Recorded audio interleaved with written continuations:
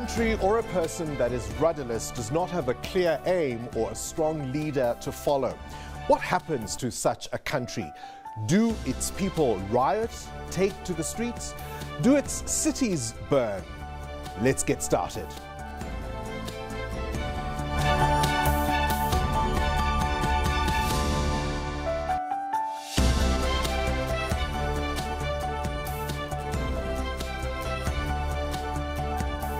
Good evening and welcome to the Democracy Gauge. I'm Bongani Bingwa. In assessing 25 years of democracy, tonight we focus on leadership. What is it? Where is it most sorely needed? And what does it take to provide it?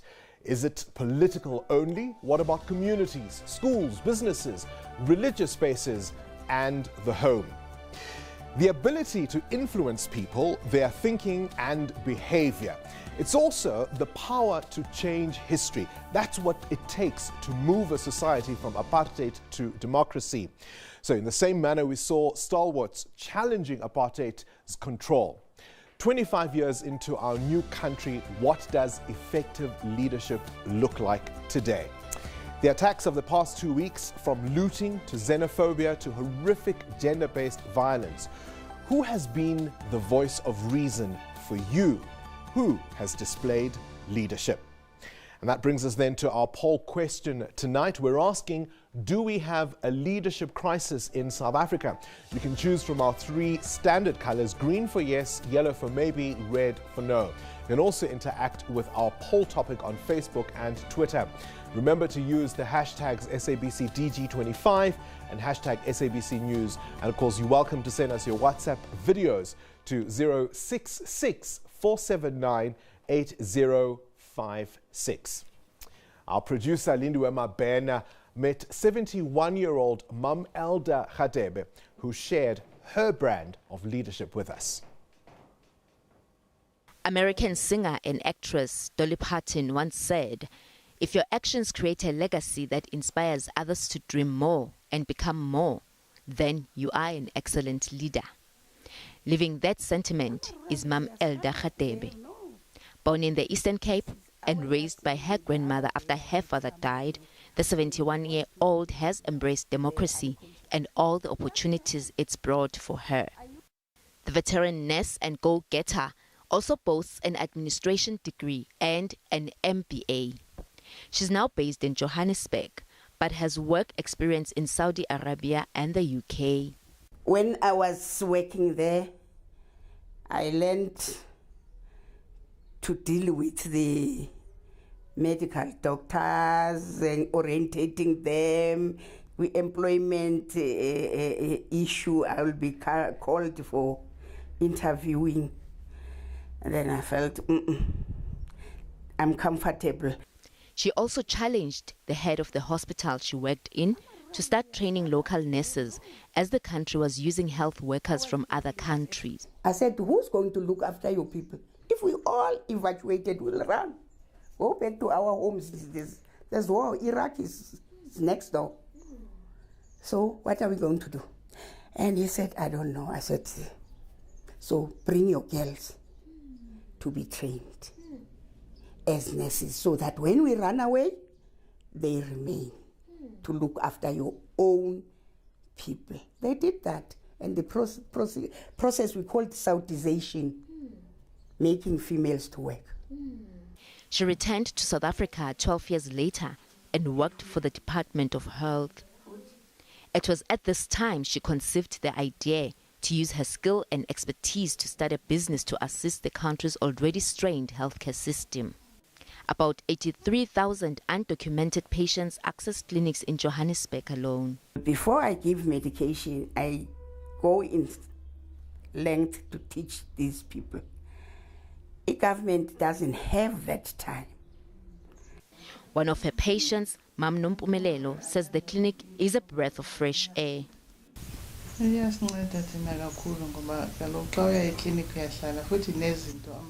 It helps us a lot, as we get more than what we get at the clinic.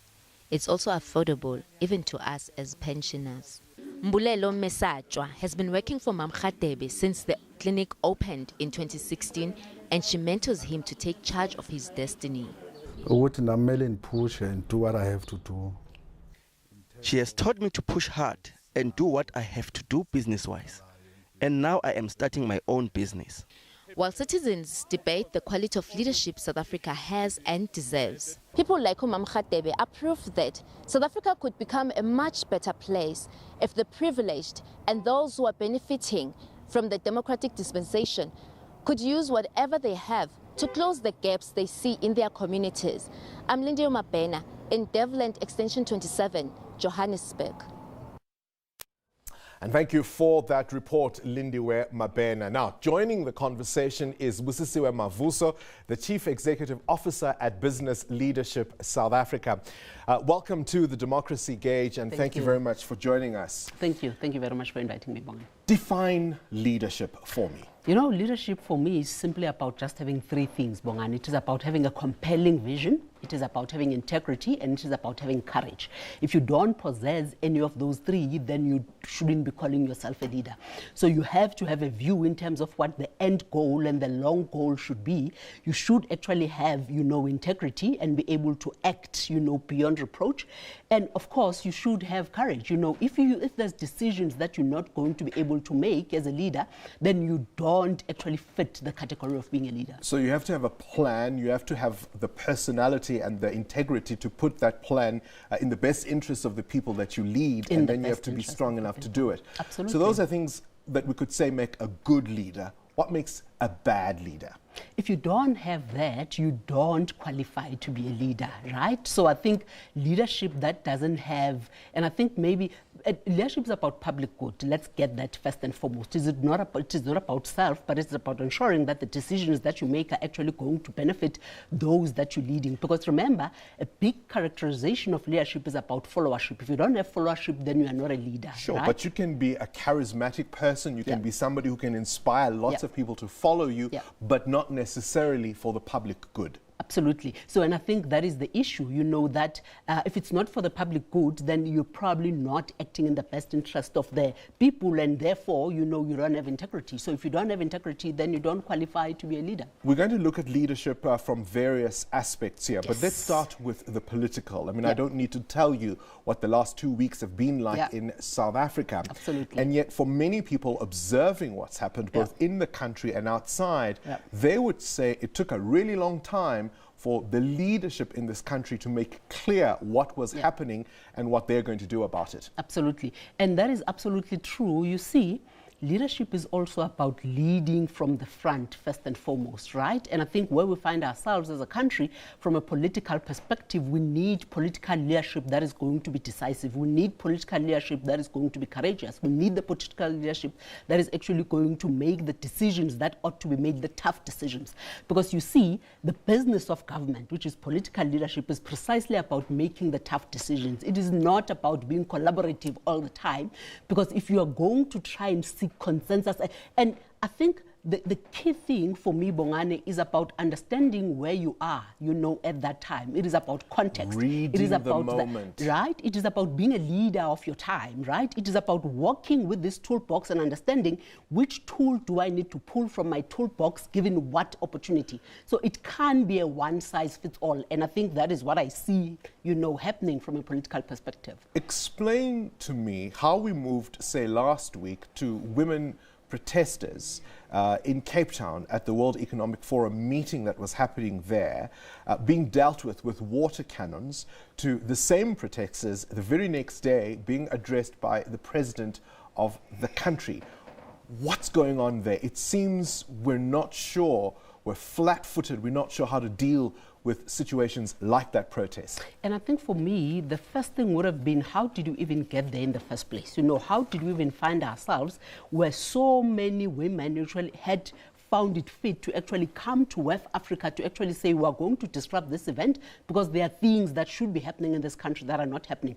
And the big issue for me that those women were demonstrating about, it is about consequence management. You see, there is something to be said about discipline in a country. You know, there is something to be said about providing leadership, you know, and discipline and leadership seem like such exaggerated concepts until they are no longer there. So South Africa currently lacks discipline, and this political leadership is just failing to instill that discipline. So people found it necessary to say, you are actually going to, you know, have to make this big demonstration for us to be listened to, and it cannot be. So you're all about business, you're all about leadership. How did all those scenes play out to international visitors? How did all those scenes play out to the very investors we need to get this economy to provide for all its people? You know, a big part of the conversations we had at WEF Africa, for instance, was precisely about that, right? A big part of it about condemning what was happening in the country. But someone said something very interesting. Someone said, you know, Africa is what it is because its leadership is not what it should be. He said Africa is actually suffering from leadership deficit at the moment. If we were in charge, you know, as a continent, if we were in charge as a country, then this wouldn't be happening. But something very interesting as well, someone said, if you allow the two economies, one nation, you know, to perpetuate to the extent that it has perpetuated, then, you know, things like this are bound to manifest themselves in this shape and form. And therefore that tells me it's easy enough to blame the politicians, but where else is leadership lacking at the moment? You know, I think from a business perspective, we have not done enough as well, Bongani. If we had, then I think the trust deficit that currently exists between business and labor, business and government, and business and civil society wouldn't be. You know, the lack of transformation within organizations wouldn't be if business had actually... So for the longest time, the business of business had just been business, and it cannot be because we operate in this same environment. So we've got an obligation, you know, to ensure, you know, that we therefore provide leadership from a socio-economic perspective as well. Let's agree that business has got the disproportionate resources and therefore the disproportionate voice and disproportionate power. So they've got the ability to can move this economy along towards a particular direction. But for the longest time, business has just taken a back step. But you see, this is where political leadership also comes in. Through macroeconomic policy, Bongani, you force business to do certain things. You force the country to go in a particular direction so that all can benefit. But for the longest time, business has been left to its own devices. When it comes to transformation, it has been left to the goodwill of business to happen. And that is why it hasn't happened. And that is why people are so angry at the moment. Okay, we're going to try and unpack all of that in terms of what you mean. We'll continue the conversation. Stay with us, because after the break, we're also going to be gauging your views on whether you think we have a leadership crisis in our country. Stay tuned.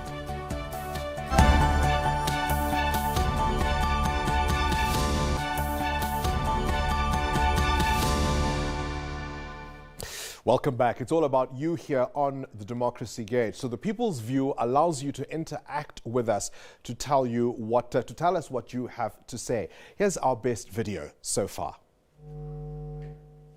Revolutionary greetings to all the South Africans.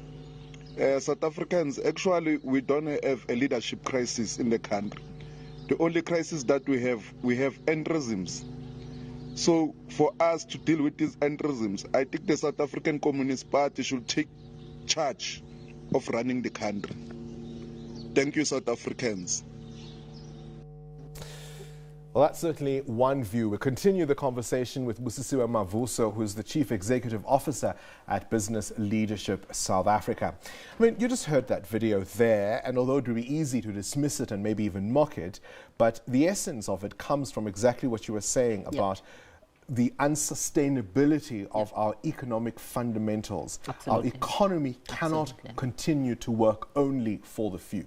It cannot be. And I think in a country where you have more than 50% of your citizens that are living in abject poverty, Bongani, it's not sustainable. You know, if we want to grow this economy, if we want this economy to flourish, the model that we should be building towards is that of having a strong middle class, like 80% middle class. So this, you know, have and have-nots, you know, the disparities and the gap, you know, between the haves and have-nots is just too huge, you know, for this economy to be sustainable. And I think it cannot be. be. Here's the thing, we often talk about this economy as though somebody else was in charge. Yeah.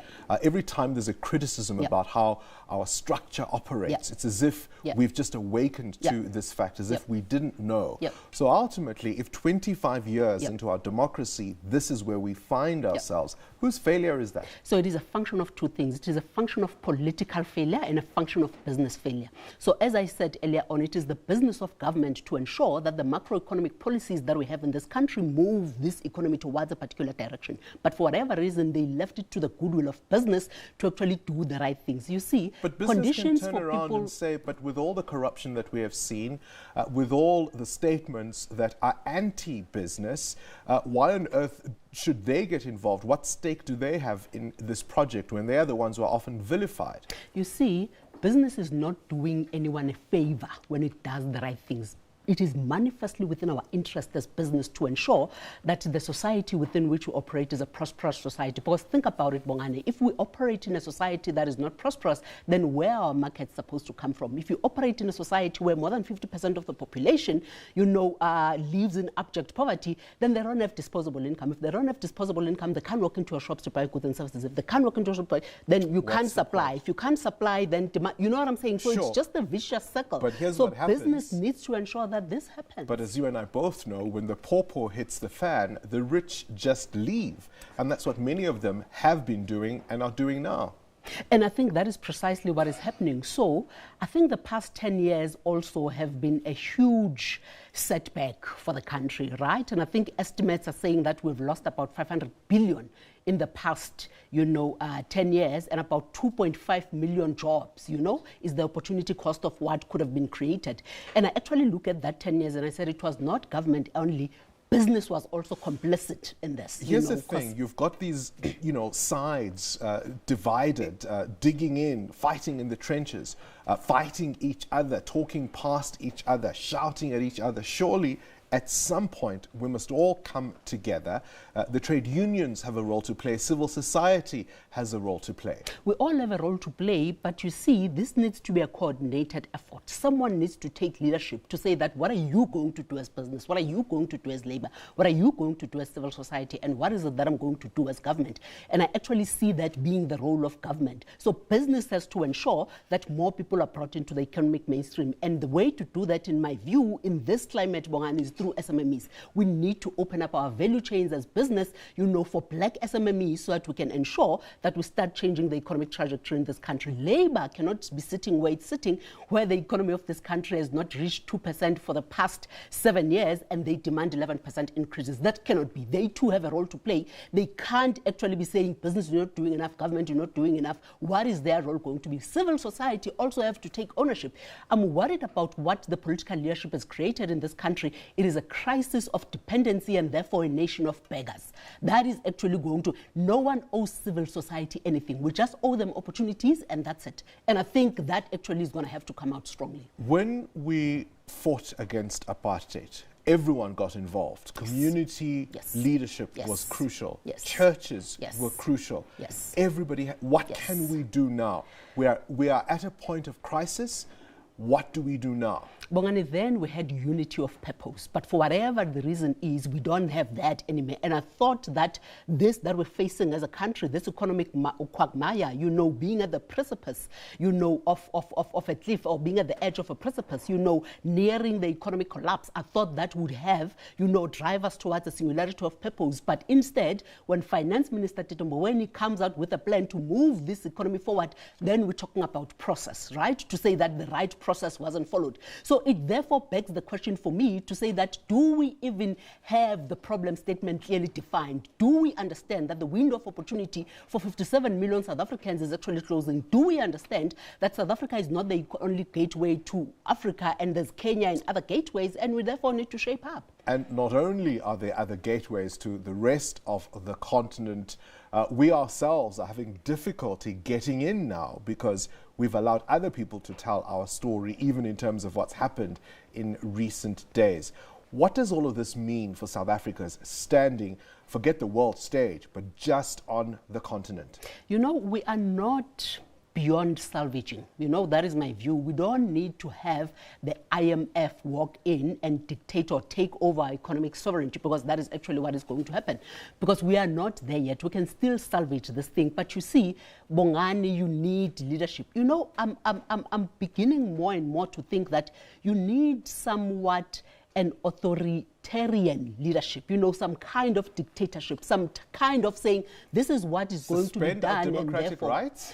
Not totally suspended, but you see, someone is going to have to provide leadership. Bongani, if you want to change things, you are not going to please everyone. And if you are pleasing everyone, you are not making enough progress. This government has got a responsibility to act in the best interest of 57 million South Africans, right? They are going to have to say, draw a line in the sand and say, what are the 2-3 things that we're actually going to have to implement to ensure that this happens? Yeah. Irrespective of whether COSATU or civil society or business agrees, they have to show leadership and give direction. We can't live in this environment of uncertainty. We can't live in this state of paralysis. It just cannot be. Bongani, I'll rather have a leader that is strong and wrong rather than a leader that is weak and right. We need strong leadership. We need someone to lead the way.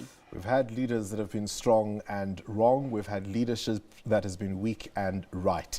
We'll leave it there. Thank you very much for joining us. What is your take on this? You can tweet us. Remember the hashtags. After the break, we'll, of course, give you the results of the poll, but we'll also meet Desiree Goodman, who's lived in a toxic industrialized part of Durban all her life. We'll hear her story coming up after the break.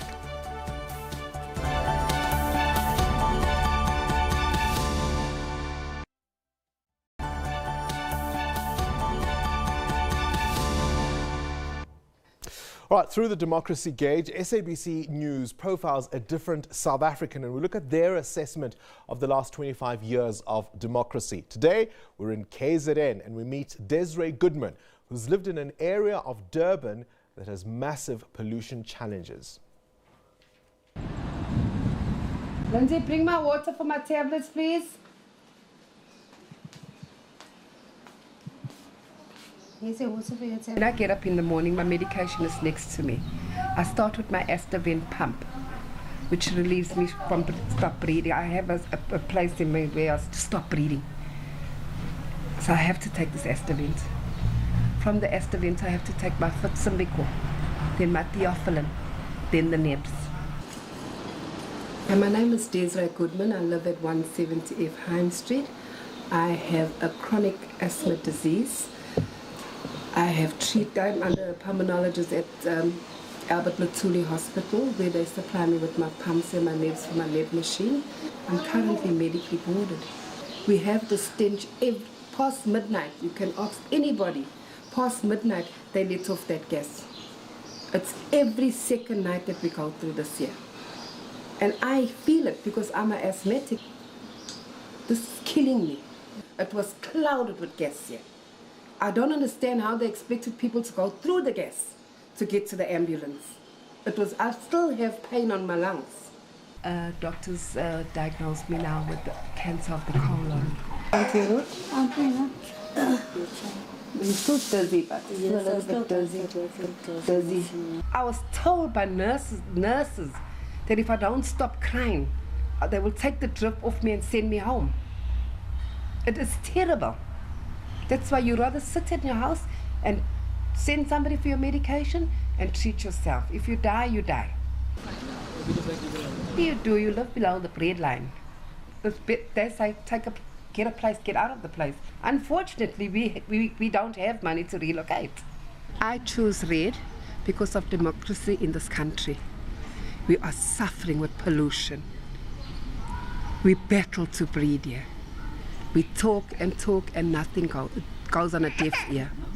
I think they'll be happy when we all be put in seal boxes and be put down in our graves. We have been ignored. It's like we don't exist.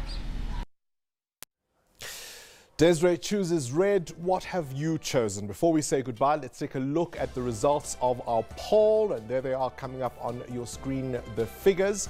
It does appear that the Reds have it. A whopping 86% of you saying we do have a leadership crisis in this country. In fact, it is the Greens. It's in terms of how I'm framing the question in my head. In any case, that's what it is. Thank you for watching. I'm Bongani Bingwa. Until the next time, Ubusuku Benzolo. Good night.